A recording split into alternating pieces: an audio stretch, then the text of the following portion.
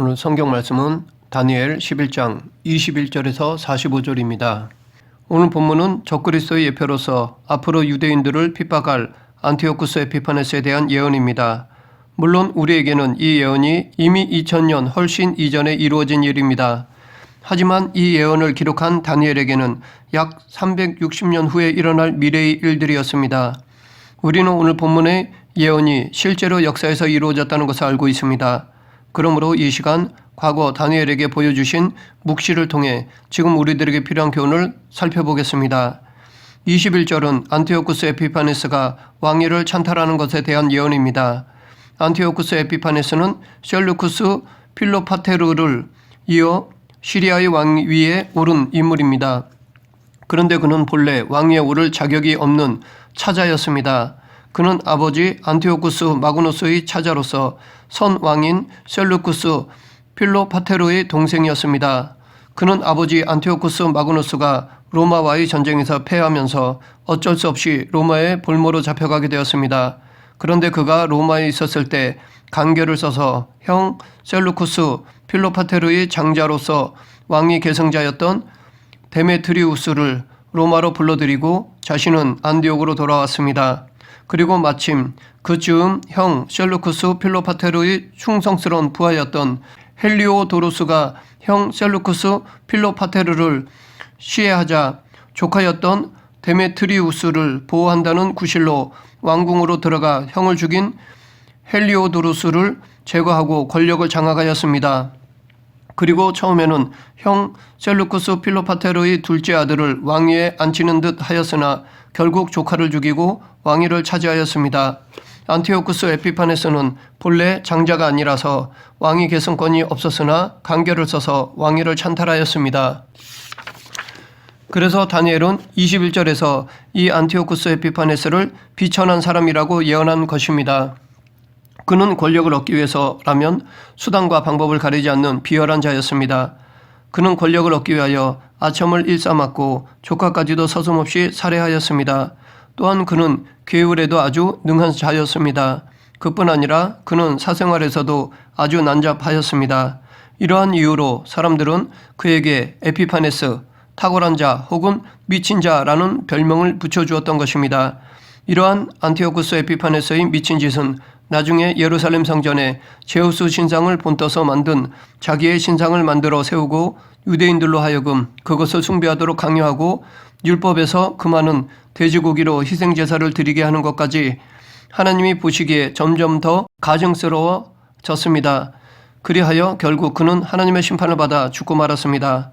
22절부터 24절은 안티오쿠스 에피파네스의 1차 애굽 침공의 승리에 대한 예언입니다. 안티오쿠스 에피파네스는 자신이 시리아 왕이 되는 것을 반대하여 쳐들어온 애굽 톨레미 필로메토르의 군대를 속임수를 써서 격파하고 유대 자치정부의 수반인 대제사장 오니아스를 대제사장에서 폐하고 대신 야손을 임명하였습니다. 대제사장직을 자기 임의대로 폐위하고 임명하였습니다. 이렇게 안티오쿠스 에피파네스는 거짓과 모략과 괴율이 뛰어나고 자기 마음대로 하는 난폭한 사람이었습니다. 그럼에도 하나님께서는 종종 일정 기간 동안 이러한 악인의 행동을 허용하십니다. 그렇기 때문에 이 세상에서는 거짓이 존재하며 우리가 아는 것처럼 그러한 거짓에 능한 자들은 승리하기도 하고 번영하기도 하며 형통하기도 합니다. 사실 이 세상에서는 진리로 행하는 사람보다는 거짓으로 행하는 자들이 더 쉽게 더 빨리 승리, 번영, 형통하는 경우가 많습니다. 이런 이유로 많은 사람들이 진리로 행하는 길을 택하기보다는 거짓으로 행하는 길을 택하고 있습니다. 실제로도 지금은 성공만 하면 어느 정도 불법도 묵인되는 시대가 되었습니다. 그러나 거짓으로 얻은 승리와 번영, 형통은 그것을 얻는 수단만큼이나 결과도 거짓되고 허망합니다. 그래서 24절에서 안티오쿠스 에피파네스의 승리와 번영과 형통이 때가 이르기까지 그리하리라 라고 말하는 것입니다. 즉 안티오쿠스 에피파네스는 하나님께서 정하신 때가 이르면 그가 이룬 승리와 번영과 형통이 그치고 파멸에 이르게 된다는 것입니다. 실제로 하나님께서 안티오쿠스 에피파네스로 하여금 거짓을 통해 승리와 번영을 누리며 형통하도록 허용하신 기간은 정작 11년밖에 되지 않습니다. 이 역사적 성취를 통해 우리는 악은 언젠가는 끝나게 되어 있으며 진리는 반드시 승리하고 영원하다는 것을 알 수 있습니다. 이 안티오쿠스 에피파네스는 분명 거짓의 아비인 사탄의 영을 받은 자였습니다. 요한계시록은 장차 사탄으로부터 권세를 받은 짐승이 나타나 거짓으로 사람을 미혹하여 멸망에 이르게 할 것이라고 예언하고 있는데, 이 사탄으로부터 권세를 받은 짐승은 이 세상 마지막 때에 결정적으로 나타날 적그리스도를 의미하며, 그는 거짓을 가지고 사람을 미혹하여 멸망의 길로 내몰 것입니다. 그런데 사탄의 영을 받아 거짓으로 사람들을 속이고 멸망에 이르게 하는 일은 동서고금을 막론하고 계속되고 있는 일이며 앞으로도 계속될 것입니다. 이들은 사탄으로부터 거짓 영만 받은 것이 아니라 그것을 행할 능력도 받았습니다. 그래서 그들은 거짓뿐만 아니라 사람들을 미혹할 수 있는 능력도 행할 것입니다. 이들은 이미 초대교회 때부터 출현하여 성도들을 미혹하였습니다. 그래서 사도 요한은 이것을 경계하고자 성도들을 향하여 요한일서 4장 1절에서 사랑하는 자들아 영을 다 믿지 말고 오직 영들이 하나님께 속하였나 분별하라. 많은 거짓 선지자가 세상에 나왔습니다 라고 권고하였습니다. 그렇기 때문에 이 사탄의 세력에 대항하여 우리가 승리하려면 요한이 경계한 것처럼 하나님의 말씀을 굳게 붙잡고 말씀의 가르침을 따라 행하며 거짓을 멀리해야 합니다. 25절부터 27절은 시리아의 안티오쿠스 에피파네스와 애굽의 톨레미 프로메토르와의 2차 전쟁과 그의 관계에 대한 예언입니다. 필로메토르와의 1차 전쟁에서 승리를 거둔 안티오쿠스 에피파네스는 그와 조약을 맺고 애굽의 기름진 땅을 조금씩 차지하여 갔습니다. 그러다가 애굽을 아예 송두리째 삼키기 위하여 대군을 일으켰습니다. 애굽 왕 필로메토르도 이에 대항하기 위하여 대군을 일으켰습니다. 하지만 필로메토르는 안티오쿠스 에피파네스를 당할 수가 없었습니다. 왜냐하면 이미 안티오쿠스 에피파네스가 필로메토르의 측근들을 매수하였기 때문입니다. 결국 필로메토르는 안티오쿠스 에피파네스와의 2차 전투에서 패하고 포로로 잡히는 신세가 되었습니다.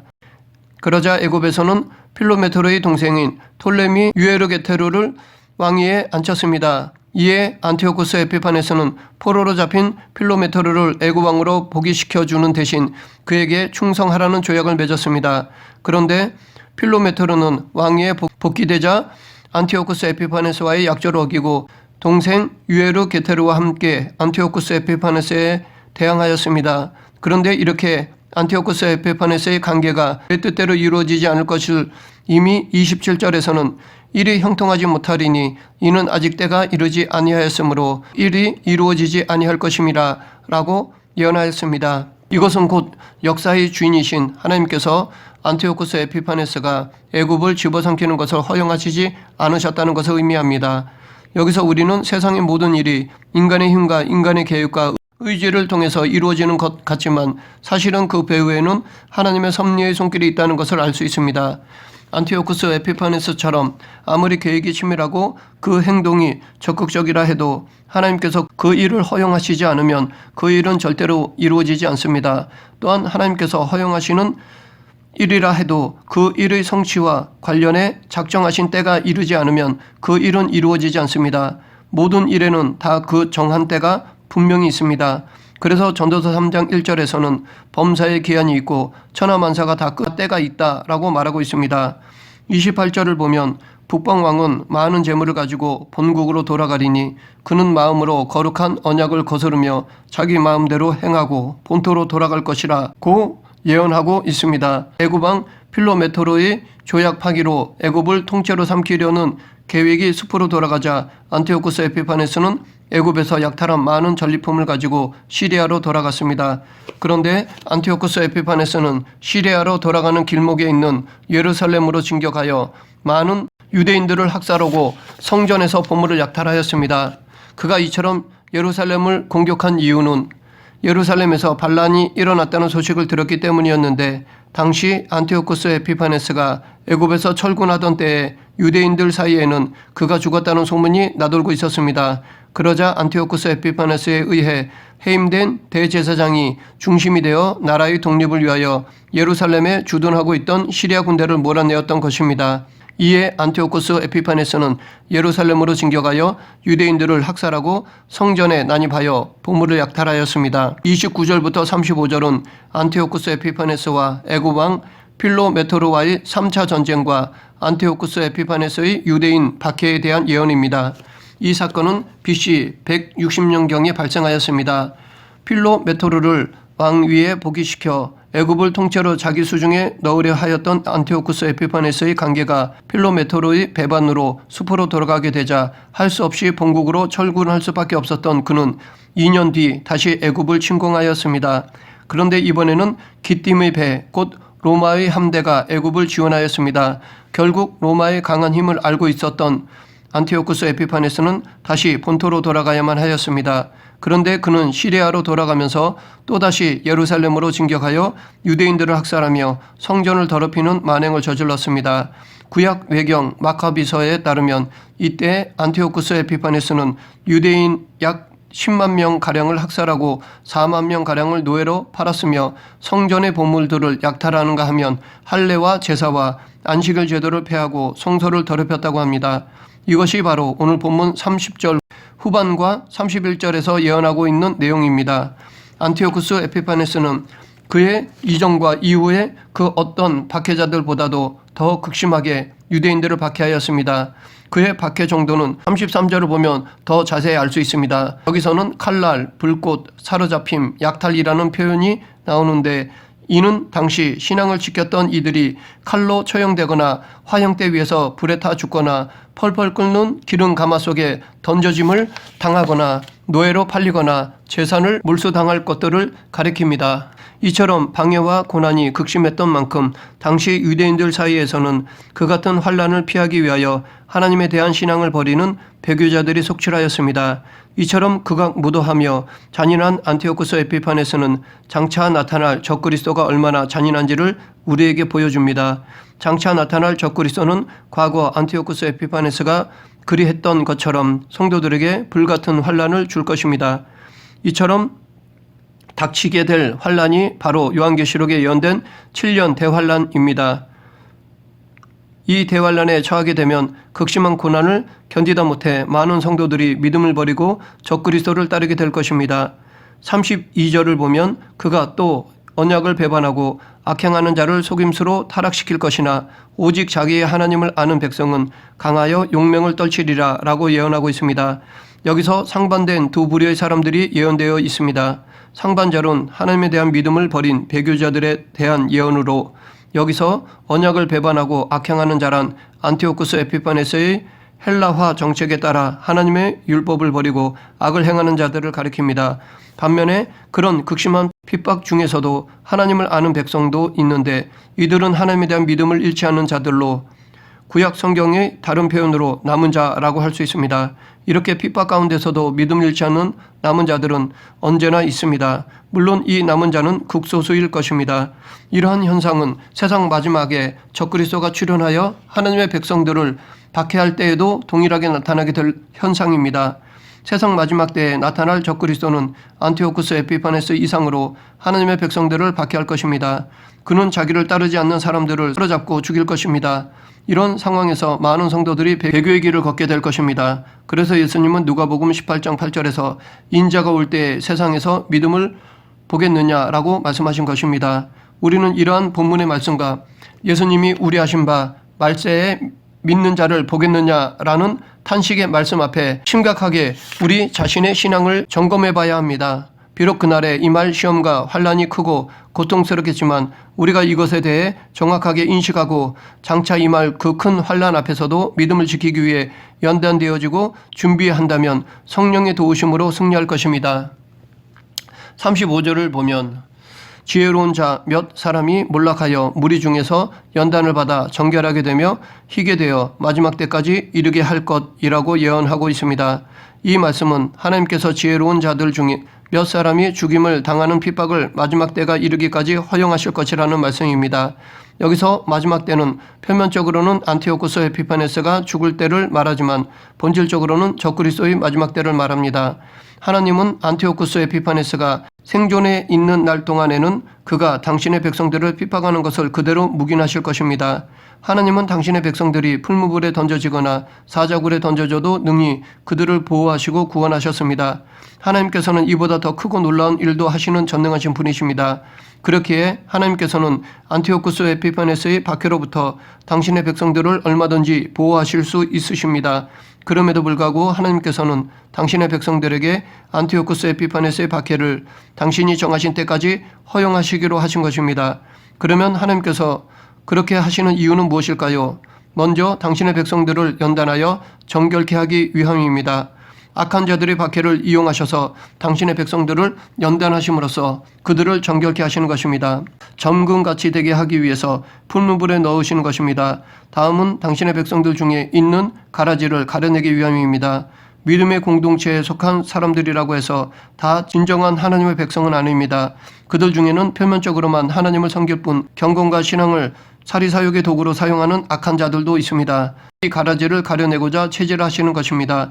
그러므로 우리는 우리에게 허락하시는 고난에 대해서 다른 자세로 대해야 합니다. 부정적으로만 봐서는 안 됩니다. 고난 가운데서도 좌절하거나 낭망하지 않기 위해 가장 먼저 마음에 두어야 할 것은 어떤 핍박이 내게 다가온다 해도 하나님께서는 우리들을 변함없이 사랑하시고 한결같이 우리에게 선한 목적을 갖고 계시다는 확신을 가져야 합니다. 36절부터 39절은 안티오쿠스 에피파네스의 교만에 대한 예언인데 이 예언은 마지막 때에 세상에 나타날 적그리스도의 만행을 보여줍니다. 마지막 때에 출현할 적그리스도는 첫째, 그는 자기 마음대로 행할 것입니다. 적그리스도는 자신의 힘으로 무엇이든 자기 뜻대로 행할 것이며 그의 말은 곧 법처럼 될 것입니다. 그래서 다니엘 7장 25절에서는 이러한 적그리스도가 때와 법을 변개코자 할 것이라고 예언하였습니다. 둘째, 적그리스도는 스스로 높여 모든 신보다 크다 할 것입니다. 안티오쿠스 에피파네스는 자기가 발행한 동전에 테우스 에피파네스라는 문구를 집어넣었는데 이 말은 신의 명백한 현현이라는 의미입니다. 안티오쿠스 에피파네스는 자기를 제우스 신의 현현으로 주장하였습니다. 그런데 앞으로 나타날 적그리스도는 그보다 한 단계 더 나아가 모든 신보다도 더 크다고 주장할 것입니다. 셋째, 적그리스도는 비상한 말로 신들의 신을 대적할 것입니다. 여기서 비상한 말이란 신성 모독적인 말을 의미합니다. 그리고 신들의 신이란 여호와 하나님을 가리킵니다. 적그리스도는 더러운 말로 여호와 하나님을 모독할 것입니다. 요한계시록에서도 적그리스도가 참람한 말로 하나님을 회방할 것이라고 예언하였습니다. 넷째, 적그리스도는 형통하기를 분노하심이 그칠 때까지 할 것입니다. 즉 하나님께서 적그리스도를 심판하시기까지 그는 형통하게 될 것입니다. 하나님께서 정하신 심판의 때까지 적그리스도는 절대적인 권력을 가지게 될 것이며 그를 대항할 수 있는 자는 세상에 아무도 없을 것입니다. 그렇기 때문에 적그리스도가 다스리는 세상에서 하나님의 백성이 받는 고통과 절망감은 극에 달할 수밖에 없습니다. 다섯째, 적그리스도는 모든 신을 버리고 오직 세력의 신을 공경합니다. 여기서 세력의 신은 세상에서 공중권세 잡은 사탄을 가리킵니다. 적그리스도는 사탄으로부터 권세를 받아 활동하기 때문에 하나님을 모독하며 자기에게 권세를 준 사탄을 경배합니다. 마지막으로 40절부터 45절은 안티오쿠스 에피파네스의 죽음에 대한 예언입니다. 이 예언대로 안티오쿠스 에피파네스는 애굽 왕 톨레미 6세와 전쟁을 치루었는데 처음에는 안티오쿠스 에피파네스가 승승장구하다가 갑작스럽게 일어난 동북 전방의 반란 때문에 그것을 해결하고자 돌아가는 중에 성지에서 급사하고 말았습니다. 이 안티오쿠스 에피파네스의 죽음에 대한 예언은 앞으로 있을 적그리스도의 결과가 어떠한 것인가를 보여줍니다. 적그리스도는 그의 마지막이 되기까지 가는 곳마다 승승장구할 것입니다. 이를 40절부터 42절에서는 여러 나라에 침공하여 물이 넘친같이 지나갈 것으로 많은 나라를 패망할 것으로 여러 나라들의 그의 손을 펴리니 애굽 땅도 면하지 못할 것이라고 묘사하고 있습니다. 또한 43절에서는 그가 권세로 애굽의 금은과 모든 보물을 차지하고 리비아 사람과 구스 사람이 그의 시종이 될 것이라고 말하고 있습니다. 이는 적그리스도가 물질적인 부를 통해 그리고 그의 추종자들을 통해 그의 세력이 크게 강화될 것이라는 예언입니다. 이처럼 적그리스도는 힘을 통해 땅을 점령하고 물질적인 부와 번영을 이용하여 많은 추종자를 얻을 것입니다. 그로 인해 이 적그리스도를 대적할 자가 아무도 없을 것입니다. 그러나 성경은 아무리 악한 세력이 득세하여 사람들을 압제하더라도 그것으로 끝나는 것이 아니라고 말하고 있습니다. 반드시 끝이 있고 그 끝은 심판과 영원한 죽음이라고 말합니다. 적그리스도는 얼마 동안 세상 가운데 그 권세와 능력을 나타내고 형통하며 모든 것을 손에 넣겠지만 결국은 허무하게 마지막을 맞이할 것이며 그 누구도 그가 멸망당하는 중에 도움을 주지 못할 것입니다. 이러한 악인의 결국을 시편에서는 그들이 어찌하여 그리 갑자기 황폐되었는가 놀랄 정도로 그들은 전멸하였나이다 라고 하나님의 공의를 찬양하였습니다. 대적할 자 없을 정도로 대단한 적그리스도도 반드시 하나님의 심판을 받아 영원한 죽음을 당할 것입니다. 말씀을 정리하겠습니다. 성경은 마지막 날에 있을 일에 대해 예언하고 있습니다. 마지막 날에 있을 일 중에는 그날에 있을 환란이 극심할 것도 예언하고 있습니다. 그런데 대부분의 성도들은 성경에서 윤리적인 교훈, 구원의 길에 대해서는 마음에 두지만 성경이 분명하게 말하고 있는 말세 그리고 그날에 있을 대환란에 대해서는 별다른 관심을 두지 않거나 회피하는 경향이 있습니다. 혹은 그것을 하나의 상징으로 치부하거나 우리와 상관없는 막연한 미래에 있을 일로만 여깁니다. 그러나 구약성경과 신약성경에서 예언하는 적그리스도는 상징적인 존재 혹은 삶의 고난을 투영하는 비현실적인 존재가 아닙니다. 적그리스도는 실제 세상 가운데 그 실체를 드러내며 성도들에게 불같은 시련을 줄 것입니다. 그러므로 우리는 지금 이 시대에도 여러 모양으로 다가오는 적그리스도의 공격을 경계하며 믿음으로 깨어 있어야 할 것입니다. 우리를 넘어뜨리고자 공격하는 적그리스도에 대한 경계심을 놓지 않는 저와 여러분이 되길 간절히 축원합니다. 기도하겠습니다. 알파와 오메가 되신 하나님 아버지, 마지막 때의 대환란을 두려워하기보다 믿음으로 준비하는 성도가 되게 하시고 담대한 믿음으로 그 모든 환란을 이겨내는 그리스도인이 되게 하여 주시옵소서. 예수님 이름으로 기도드립니다. 아멘.